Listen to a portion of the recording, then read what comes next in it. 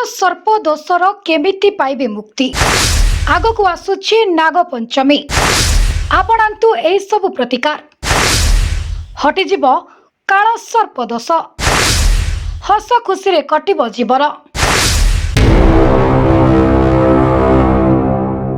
तुमे काल सर्प दोषरु मुक्ति पाइब कौनसी असुविधा रे पड़िबे नाही। नाग पंचमी प्रति वर्ष श्रावण मासर शुक्ल पक्षर पंचमी तिथि रे पालन करा जाय। चलित वर्ष नाग पंचमी 21 तारीख अगस्त सोमवार दिन 12:21 रु आरंभ हुई 22 अगस्त रे पूर्वाह्न 2टारे शेष हेबो। उदय तिथि को आधार करी एही वर्ष नाग पंचमी पर्व 21 अगस्त सोमवार रे पालन करा जिवो। एही दिन श्रावण सोमवार व्रत मध्य करि परिबे। नाग पंचमी अवसर रे काल सर्प दोषरु मुक्ति पाइबा पाई नियंतु एही सब पदक्षेप जहा व्यक्तिंक जीवन रे थिबा समस्त समस्यार समाधान होई जिवो। केंद्रीय संस्कृत विश्वविद्यालयर ज्योतिषाचार्य पुरी डॉक्टर गणेश मिश्र नाग पंचमी पूजा समय एवं काल सर्प दोषरु मुक्ति पाई एही पदक्षेप विषय रे जणाइछन्ते। चलित वर्ष नाग पंचमी 2023 पूजा पाई शुभ समय कौन रही आसंतु जानिबा।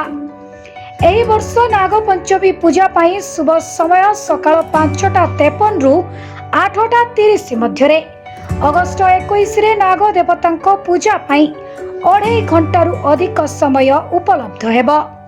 नाग पंचमी रे सर्प देवतांको पूजा करिबा द्वारा आपणको परिवार सुरक्षित होइथाय, साप कामुडार भय दूर होइथाय। तबे आसंतु जानिबा काल सर्प दोष कोन। जेतेबेले राहु एवं केतु राशि फल रे 180 डिग्री रे मुहामुही हुंती एवं बाकी 7टी ग्रह अन्य पार्श्व रे रहिथांती से समय रे काल सर्प जोग पड़ी थाए। एठारे 12 प्रकारर काल सर्प जोग अछि। राशि चिन्हर लग्न एवं जोग को देखिले 288 प्रकारर काल सर्प जोग सृष्टि होई पारे। तबे चलित वर्ष नाग पंचमी काल सर्प दोष रे करंतु एही सब प्रतिकार। जदि तुमर कुंडली रे काल सर्प दोष अछि एवं तुमे यहा द्वारा पीड़ित तेबे एही वर्ष नाग पंचमी रे जाई ऊर्जा नाग चंद्रेश्वर मंदिर रे पूजा करंतु। एही मंदिर नाग पंचमी रे वर्ष रे केवल गोटिए दिन खोलिबो। कुआ जाय जे एठारे पूजा पाठ करिबा एवं दर्शन करिबा द्वारा काल सर्प दोष दूर होइथाय एवं सापर भय दूर होइथाय। काल सर्प दोषरु मुक्ति पाइबा पाई श्रावण मास भलो बोली विवेचना करा जाय। काल सर्प दोषरु मुक्ति पाइबा पाई जणे योग्य ज्योतिषंक ठारू राहु काल रे भगवान शिवं को पूजा करंतु। भगवान शिवं कृपारु काल सर्प दोष हटि जिवो। काल सर्प दोषरु मुक्ति पाइबा पाई अमावास्या किंबा नाग पंचमी रे एक जुगल रूपा साप एवं सर्प पूजा करंतु। एहा परे काल सर्प दोषरु मुक्ति पाई प्रार्थना करुथिबा बेले एहाकु नदीर जल रे प्रभावित हेबाकु दियंतु। काल सर्प दोषर जेउ भय आपणक ठारू दूरेई जिवो।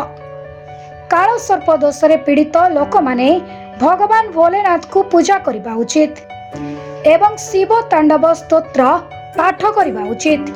आपण महाकालक आशीर्वाद रे आशीर्वाद प्राप्त हेबे।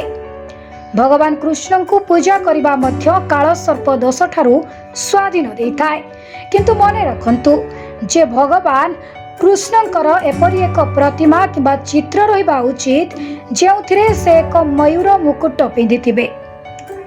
तबे एही बळी आध्यात्मिक कथा ज्योतिष शास्त्र स्वास्थ्य मंत्र और वास्तु शास्त्र तथा मालिका वर्णित कथा वस्तु शिक्षणीय नीति बाणी जानिबा पाई आम बीएनएस लाइव यूट्यूब चैनल को सब्सक्राइब करंतु। फेसबुक पेज बीएनएस लाइव को लाइक फॉलो करंतु। वीडियोटी केमिति लागिला कमेंट माध्यम रे निश्चय जणांतु। रहुछु नमस्कार।